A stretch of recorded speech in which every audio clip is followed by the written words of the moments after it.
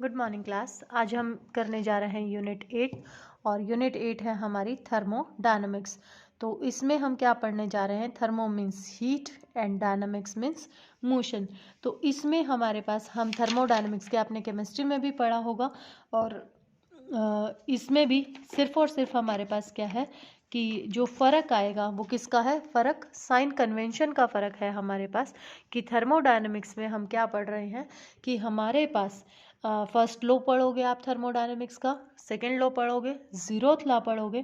तो थर्मोडायनेमिक्स को कैसे डिफाइन पहले हम करेंगे। दैट मीन्स कि थर्मोडायनेमिक्स अपने पास क्या है? It is the branch of physics. क्या है ये? It is the branch of physics which deals with the study of heat transformation and vice versa। यानी कि अपने पास क्या है?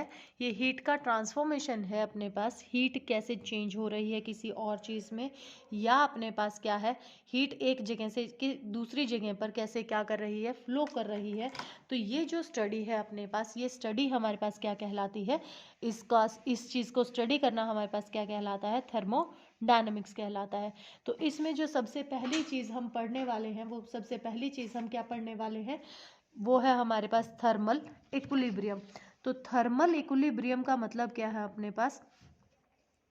जैसा कि नाम है thermal, thermal means the temperature, the heat, और इक्विलिब्रियम मतलब इक्वल हो जाना।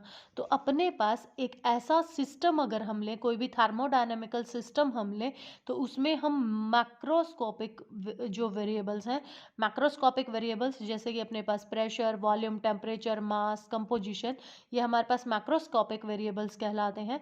तो इनकी जो कैरेक्टरिस्टिक्स हैं, ये कैरेक्टरिस्टिक्स यानी कि सिस्टम अपने पास जो चेंज ना हो, किसके विद रिस्पेक्ट टू? टाइम के विद रिस्पेक्ट टू।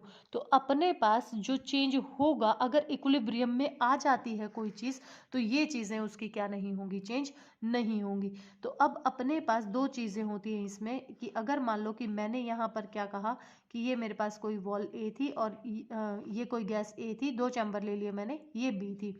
अब यहाँ पर मैं कह दूँ कि इसका प्रेशर पी ए से डिनोट कर दें, इसका पी बी से, इसका वॉल्यूम ये है, इसका वॉल्यूम ये है। तो यहाँ मैंने एडियाबैटिक वॉल लगा दी। ये टेम्परेचर T1 पे थी और ये टेम्परेचर T2 पे थी। तो यहाँ पर मैंने क्या किया? ये एक एडियाबैटिक वॉल लगा दी। तो यहाँ पर अब किसी भी तरीके से अपने पास क्या नहीं होगा? हीट का फ्लो नहीं होगा। और हीट का फ्लो अगर अपने पास नहीं होगा, तो दैट मीन्स कि अपने पास हीट यहाँ से यहाँ और यहाँ से यहाँ नहीं जा सकती है। तो अपने पास यहाँ पर कोई भी जब फ्लो नहीं होगा, तो इसके लिए अपने पास यहाँ पर ये कभी भी थर्मल इक्विलिब्रियम में नहीं आ सकते हैं। ये दोनों थर्मल इक्विलिब्रियम में नहीं हो सकते हैं। लेकिन अगर ये वॉल मैं क्या करूँ? एडियाबैटिक थी ये वॉल अपने पास, इस एडियाबैटिक वॉल को मैं चेंज कर दूं किससे? डायाथर्मल वॉल से। तो डायाथर्मल मतलब का क्या है कि ये अपने पास क्या करते हैं? एक कंडक्टिंग पाथ बनाती है। वो कंडक्टिंग पाथ जिसमें कि अपने पास क्या होता है? हीट का फ्लो हो सकता है from system to surrounding and surrounding to system. तो अब अपने पास इनके टेम्परेचर, प्रेशर वो तो with respect to time change नहीं होंगे, लेकिन अपने पास ये दोनों जो हैं ये क्या हो जाएंगे? अगर मान लो मैं कहूँ कि टेम्परेचर ए का ज़्यादा था किससे? बी से, तो अपने पास हीट फ्लो करना शुरू कर देगी from gas A to B. और ये फ्लो अपने पास तब तक होता रहेगा जब तक कि अपने पास क्या नहीं होता? कि दोनों का टेम्परेचर जब तक बराबर नहीं हो जाता है। तो ये जो कंडीशन अपने पास आएगी जब अपने पास टेम्परेचर बराबर हो जाएगा, that condition is called thermal equilibrium. तो जीरोथ लॉ यहाँ से क्या आया था अपने पास? तो इस जीरोथ लॉ ने क्या किया था?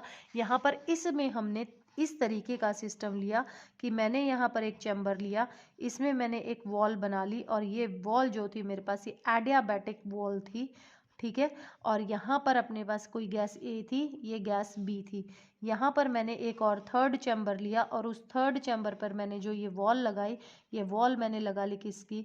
डायाथर्मल की, ठीक है। और ये हो गई अपने पास एडियाबैटिक की, ठीक है। और ये गैस कोई सी थी, तो टेम्परेचर T1 और इसका मान लिया T2 और इसका टेम्परेचर क्या था T3। अब यहाँ पर मान लो कि मैं कहूँ कि टेम्परेचर T1 किससे बड़ा है T3 से, तो हीट यहाँ पर फ्लो हो जाएगी। फिर कहूँ T3 बड़ा है किससे T2 से, तो हीट यहाँ फ्लो हो जाएगी। और ये एक्सचेंज तब तक चलता रहेगा, इसका इससे और इसका इससे, जब तक कि ये तीनों का टेम्परेचर क्या नहीं हो जाता, बराबर नहीं हो जाता। दैट मीन्स कि जब तक कंडीशन क्या नहीं आ जाती, T1 बराबर हो जाएगा T3 के और T3 बराबर हो जाएगा किसके T2 के। तो यानी कि इन दोनों इक्वेशन से हम क्या कह सकते हैं कि T1 भी बराबर है किसके T2 से। तो जब ये कंडीशन अपने पास आएगी then we can set that the gases A, B and C are in thermal equilibrium. जबकि हमारे पास इनके बीच में कोई डायरेक्ट क्या नहीं था, कोई भी डायरेक्ट ट्रांसफॉर्मेशन नहीं था हीट का, कोई हीट यहाँ से वहाँ पर फ्लो नहीं कर रही थी। तो जो जीरोथ ला था इसने एक क्वांटिटी दी हमें and that quantity is called temperature. और टेम्परेचर क्या है अपने पास, टेम्परेचर दैट मीन्स कि the degree of hotness and coldness is called temperature. तो एक सिर्फ यही एक स्केलर क्वांटिटी है जिसके बिहाफ पर हम ये देखते हैं कि हमारे पास जिसके बिहाफ पर अपने पास हम क्या देखते हैं कि हमारे पास जो सिस्टम है वो सिस्टम हमारे पास इक्विलिब्रियम में आया है या इक्विलिब्रियम में नहीं आया है। तो ये जो कंडीशन होगी इसमें सिर्फ और सिर्फ टेम्परेचर ऐसी कंडीशन होगी जिससे कि हम ये बता पाएंगे कि हमारे पास जो बॉडी है वो किस में है, इक्विलिब्रियम में, सिस्टम इक्विलिब्रियम में है या नहीं है। अब अपने पास तीन चीज़ें और पढ़ेंगे इसमें, that is heat, internal energy and work. तो अपने पास क्या है, हीट जैसा आपको पता ही है, हीट अपने पास क्या, द फ्लो होगा अपने पास। अब हीट का जो फ्लो होगा ये क्या है अपने पास, एक फॉर्म ऑफ एनर्जी है और ये फॉर्म ऑफ एनर्जी फ्लो करेगी कहाँ से कहाँ पर, हायर बॉडी टेम्परेचर टू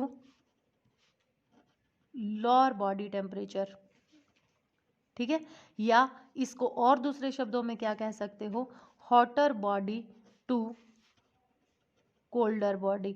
तो अपने पास इस तरीके से हीट क्या करेगी, फ्लो करेगी। तो अब ये सिस्टम से सराउंडिंग में भी हो सकता है। सिस्टम का मतलब क्या हो गया, यानी कि जो आपने गैसेस वगैरह ली हैं, सराउंडिंग जो उसके बाहर का एनवायरनमेंट है दैट इज सराउंडिंग।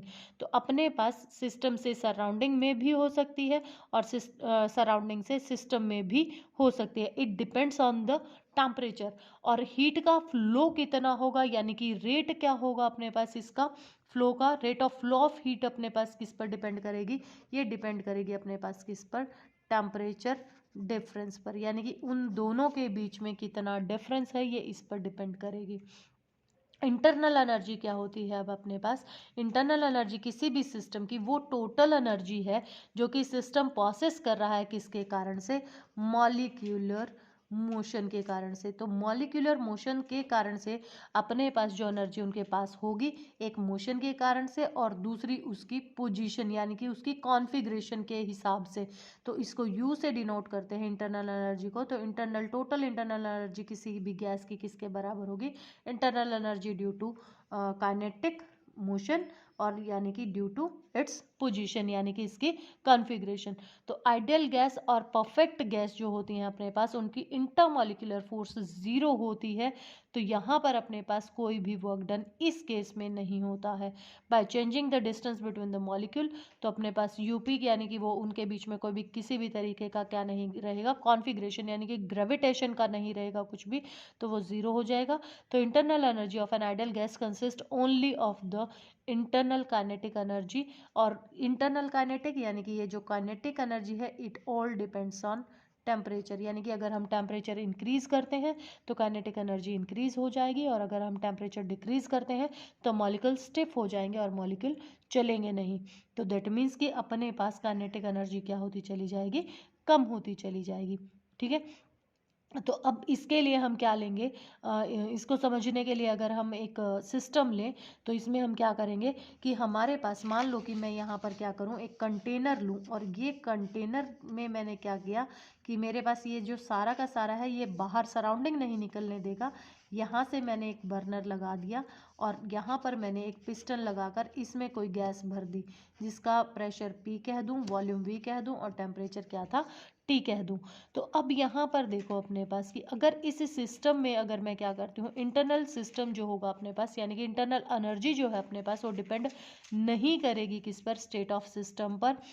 लेकिन अपने पास अगर वो क्या करता है कि अपने पास जो हिस्ट्री है, यानी कि उस जगह तक वो पहुंचा कैसे है, ये हमारा कंसर्न नहीं है। जैसे अब मैं कहूँ कि ये पिस्टन ऊपर चला गया, तो ये क्यों ऊपर चला गया, इसने इसको एनर्जी दी, ये इसलिए ऊपर चला गया, यहाँ से कितना अमाउंट आया, क्या आया, कुछ आया, तो वो जो स्टेट उसने अचीव की है, बस हमारे लिए वो मैटर है। हिस्ट्री क्या है उस अचीविंग की, वो हम क्या नहीं करते, कंसिडर नहीं करते। दूसरा, जो काइनेटिक एनर्जी है अपने सिस्टम का, एज अ होल लेते हैं हम, जो कि रिलेवेंट नहीं है। अब यहाँ देखो, यहाँ जो मॉलिक्यूल होंगे वो ज़्यादा गर्म होंगे एज कम्पेयर टू दिस, तो यानी कि एज अ होल हम बात करते हैं, हम यहाँ मॉलिक्यूल टू मॉलिक्यूल बात नहीं करेंगे। और हम क्या नहीं करेंगे, यहाँ पर जो एक्सचेंज होगा अपने पास, चेंज होगा by changing the macroscopic state, यानी कि अगर मैं प्रेशर, वॉल्यूम और ये सब कुछ चेंज करती हूँ, टेम्परेचर चेंज करती हूँ, तो इंटरनल एनर्जी भी क्या करती है अपने पास, चेंज होगी। अब इसमें दो तरीके हैं अपने पास, वर्क जो किया जा रहा है, यानी कि मैं कहूँ कि ये पिस्टन ऊपर चला गया तो ये बाय द सिस्टम है या ऑन द सिस्टम है। तो ये दो चीज़ें हैं अपने पास और ये समझनी बहुत ज़रूरी है। बाय द सिस्टम यानी कि एक्सटर्नली हमने उसको कोई भी किसी भी तरीके की हीट प्रोवाइड नहीं की है, यानी ये बर्नर मैं ना रखूँ और ये पिस्टन इसकी एनर्जी के कारण ऊपर चला जाए, तो ये काम होगा बाय द सिस्टम। तो अब वर्क डन में चला गया, तो यानी कि इंटरनल एनर्जी जो है वो क्या कर रही है, कम हो जाएगी, और वो इंटरनल एनर्जी आपकी चेंज हो रही है किसमें, वर्क डन में, क्योंकि Q की वैल्यू जो है एक्सटर्नल एनर्जी, हम उसको कुछ भी प्रोवाइड नहीं कर रहे हैं। लेकिन अगर मैं यहाँ से Q दे रही हूँ तो ये इसकी इंटरनल एनर्जी को भी इंक्रीज करेगा, यानी इसके टेम्परेचर को इंक्रीज करेगा, और साथ में अपने पास क्या होगा, वर्क डन भी होगा। तो अब यहाँ पर जो साइन कन्वेंशन हम यूज़ करेंगे, वो साइन कन्वेंशन क्या है कि अपने पास अगर बाय द सिस्टम होता है तो यहाँ कम हो रही है, कम हो रही है, तो इसको क्या लेंगे, नेगेटिव लेंगे, इंटरनल एनर्जी कम हो रही है। और ऑन द सिस्टम काम हो रहा है तो इंटरनल एनर्जी की वैल्यू हमेशा क्या होगी, पॉजिटिव, पॉजिटिव होगी। तो ये हमारे कुछ टर्म्स ही जो कि हम आगे यूज़ करेंगे। तो आज के लिए इतना ही। अगर आपको कुछ नहीं समझ में आता है तो आप लोग पूछ सकते हैं।